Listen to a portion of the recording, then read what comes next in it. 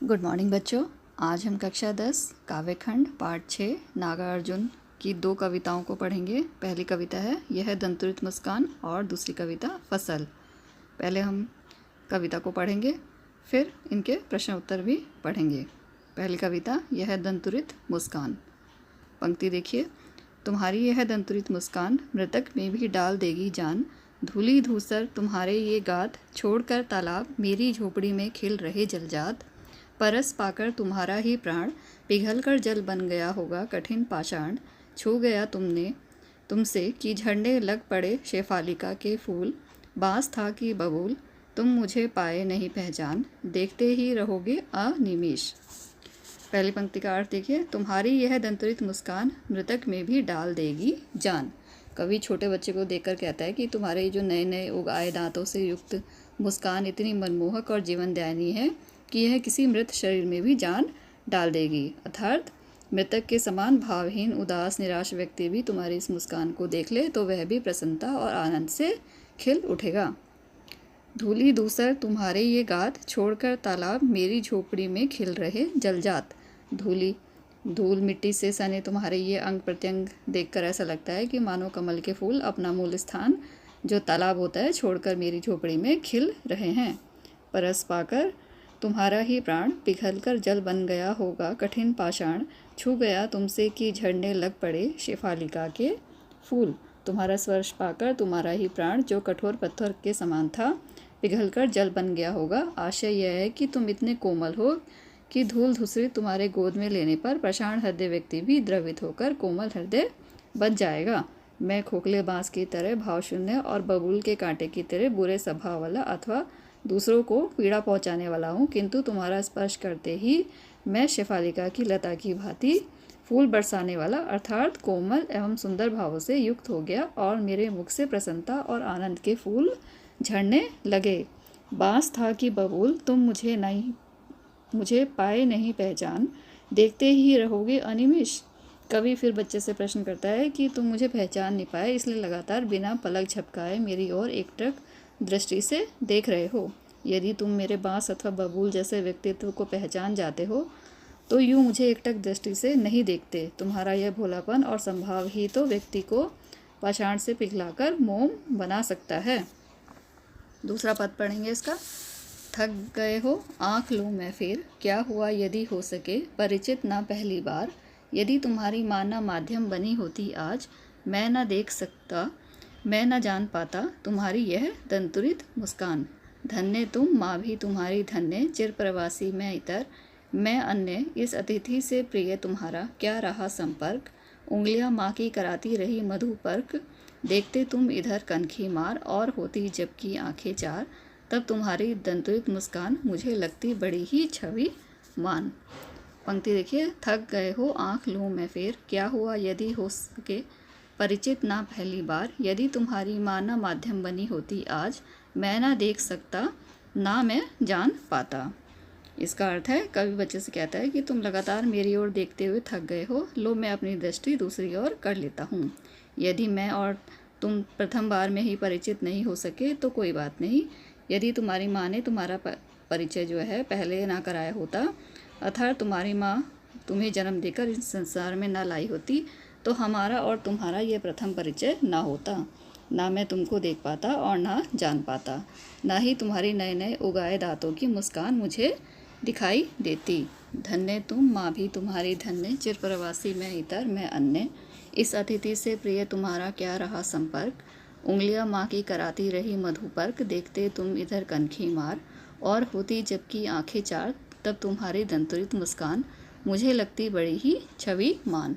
कवि कहता है कि तुम और तुम्हारी माँ दोनों ही धन्य हैं। मैं तो हमेशा से यहाँ वहाँ घूमता रहा हूँ और चिरकाल तक घर से दूर प्रदेश में रहा हूँ, इस कारण मैं पराया हो गया।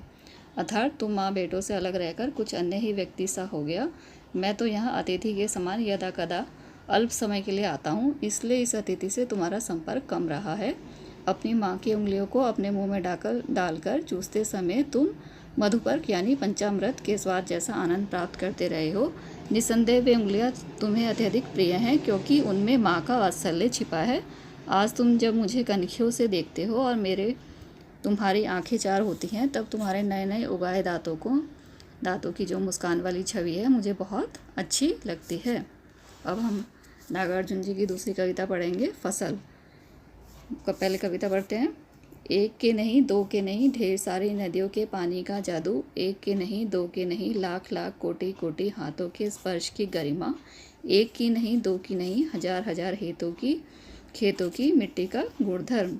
फसल क्या है और तो कुछ नहीं है वह, नदियों के पानी का जादू है वह, हाथों के स्पर्श की महिमा है, भूरी काली संदरी मिट्टी का गुणधर्म है, रूपांतर है सूरज की किरणों का, सिमटा हुआ संकोच है हवा की थिरकन का। पहली पंक्ति से इसका अर्थ देखते रहेंगे। एक के नहीं दो के नहीं ढेर सारी नदियों के पानी का जादू, एक के नहीं दो के नहीं लाख लाख कोटि कोटि हाथों के स्पर्श की गरिमा, एक की नहीं दो की नहीं हजार हजार खेतों की मिट्टी का गुण धर्म। कवि कहते हैं कि कवि के अनुसार खेतों में खड़ी फसल एक की नहीं दो की नहीं वरन अनेक नदियों के पानी का फल है। उसे उपजाने में करोड़ों करोड़ हाथों की गरिमा की प्रमुख भूमिका होती है। अर्थात फसल को खेतों में उपजाने के लिए करोड़ों करोड़ किसान मजदूरों को रात दिन जी तोड़ मेहनत करनी पड़ती है। साथ ही हजारों खेतों की अपनी मिट्टी का विशिष्ट गुण इसके उपजने में सहायता देता है। फसल क्या है और तो कुछ नहीं है वह, नदियों के पानी का जादू है वह, हाथों के स्पर्श की महिमा है, भूरी काली संतली मिट्टी का गुण धर्म है, रूपांतर है सूरज की किरणों का, सिमटा हुआ संकोच है हवा की थिरकन का। कवि प्रश्न पूछता है कि फसल क्या है, फिर वह स्वयं ही उसका उत्तर देता है और कहता है कि फसल और कुछ नहीं है, नदियों के पानी का जादू है, किसान और मजदूरों के हाथों के स्पर्श अर्थात परिश्रम की महिमा है, भूरी काली सोने जैसी मिट्टी की विशेषताएं इसमें समाहित हैं, अनाज की सुनहरी थिरकती बालियां वास्तव में सूरज की किरणों का परिवर्तित और पूंजीभूत रूप तथा हवा का नर्तन है। इस कविता का सार यह है कि इस कविता में कवि नागार्जुन ने फसल तथा इसे पैदा करने में किन किन तत्वों का योगदान रहता है यह स्पष्ट किया है। अब हम इन्हीं दोनों कविताओं से संबंधित प्रश्नोत्तर को पढ़ेंगे। चलिए पढ़ते हैं। प्रश्न नंबर 1, यह दंतुरित मुस्कान शीर्षक कविता का संदेश क्या है? उत्तर, यह दंतुरित मुस्कान कविता में कवि ने व्यक्ति के जीवन में माता पिता के महत्व की तुलना करते हुए संदेश दिया है कि पिता की तुलना में माता का योगदान बच्चे के जीवन में बहुत अधिक होता है। यह ठीक है कि पिता बालक के पालन पोषण की व्यवस्था और उसे सामाजिक सुरक्षा प्रदान करने के कारण उससे बहुत दूर होता है, एक प्रकार से अपरिचित सा। इसके विपरीत माता बालक को भावात्मक सुरक्षा प्रदान करती है जिसकी उसे सबसे अधिक आवश्यकता होती है। इस संतुलित मुस्कान की मोहकता तब और बढ़ जाती है जब उसके साथ नज़रों का बागपन भी जुड़ जाता है। प्रश्न 2, फसल कविता का वर्ण्य विषय क्या है? उत्तर, फसल शब्द सुनते ही खेतों में लहलाती फसल आंखों के सामने आ जाती है, परंतु फसल क्या है और इसे पैदा करने में किन किन तत्वों का योगदान होता है इसे नागार्जुन ने अपनी कविता फसल में बताया है। प्रश्न 3, बच्चे की दंतुरित मुस्कान का कवि के मन पर क्या प्रभाव पड़ता है? उत्तर, कवि बालक को अपलक निहारता रहता है और उसे संवाद स्थापित करने का प्रयास करता है, किंतु बालक उसके प्रति कोई प्रतिक्रिया व्यक्त नहीं करता। तब वह मान लेता है कि बालक उसे पहचान नहीं पाया है कि मैं कौन हूँ। शायद इसलिए वह कोई प्रतिक्रिया व्यक्त नहीं कर पा रहा है और उसे अपलक देख रहा है। बालक की प्रतिक्रिया ना पाकर कवि यह भी सोचता है कि बालक संभवतः मेरी बातों और व्यवहार के कारण थक गया है और भरसक प्रयास के बाद भी मुझसे परिचित नहीं हो पाया है। मुझे जो है उसकी दंतुरित मुस्कान पर्याप्त आनंद और सुख अनुभव करा रही है। इसके लिए निश्चय ही उसकी माता धन्यवाद की पात्र है, जिसके कारण मैं बालक की उस आनंददायिनी मुस्कान का अनुभव कर सका हूँ। प्रश्न 4, बच्चे की मुस्कान और एक बड़े व्यक्ति की मुस्कान में क्या अंतर होता है? उत्तर, बच्चे की मुस्कान निर्मल तथा अर्थहीन होती है, बड़े व्यक्ति की मुस्कान का कोई ना कोई अर्थ होता है। बड़े व्यक्ति की मुस्कान व्यंग्यपूर्ण भी हो सकती है, उसमें क्रूरता दी अर्थ कुछ भी होना संभव है। प्रश्न 5, कवि ने बच्चे की मुस्कान के सौंदर्य को किन किन बिंबों के माध्यम से व्यक्त किया है? उत्तर, कवि ने बच्चे की मुस्कान के सौंदर्य को मृतक में जान डालने, झोपड़ी में कमल खिलने, चट्टानों के पिघलकर जलधारा बनने और बबूल से शिफालिका के पुष्पों के झड़ने के बिंबों के माध्यम से व्यक्त किया है। प्रश्न 6, कवि के अनुसार फसल क्या है? उत्तर, कवि के अनुसार नदियों के पानी का जादू, किसानों और खेतीहर मजदूरों के हाथों के स्पर्श की महिमा, भूरी काली संदरी मिट्टी का गुणधर्म, सूरज की किरणों का रूपांतर और हवा की थिरकन का संकोच फसल है। अर्थात फसल मिट्टी, जल, हवा, किसान के परिश्रम और सूरज की गर्मी के मेल का सुपरिणाम है। किसान ने मिट्टी में मेहनत करके उसे उगाया है, नदियों के जल से उसे सींचा है, हवा ने उसे लहलाया है और सूरज ने उसे पकाया है। इस प्रकार फसल इन सबके समन्वित प्रयास का परिणाम है। प्रश्न 7, कविता में फसल उपजाने के लिए आवश्यक तत्वों की बात कही गई है, वे आवश्यक तत्व कौन कौन से हैं? उत्तर, फसल उपजाने के आवश्यक तत्व हैं पानी, मिट्टी, सूरज की किरणें, हवा, लोगों के हाथों का स्पर्श अर्थात परिश्रम। प्रश्न 8, फसल को हाथों के स्पर्श की गरिमा और महिमा कहकर कवि क्या व्यक्त करना चाहता है? उत्तर, फसल को हाथों के स्पर्श की गरिमा और महिमा कहकर कवि किसान के परिश्रम का महत्व व्यक्त करना चाहता है।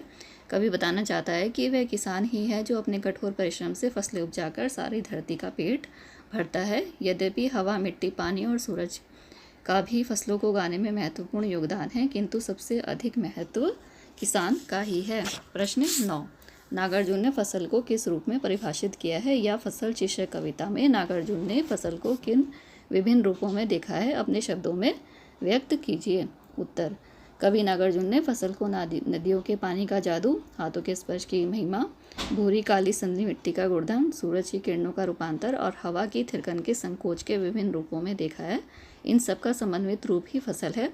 यदि इनमें से एक भी वस्तु का अभाव होगा तो फसल नहीं उग सकेगी अथवा वांछित परिणाम देने वाली नहीं होगी।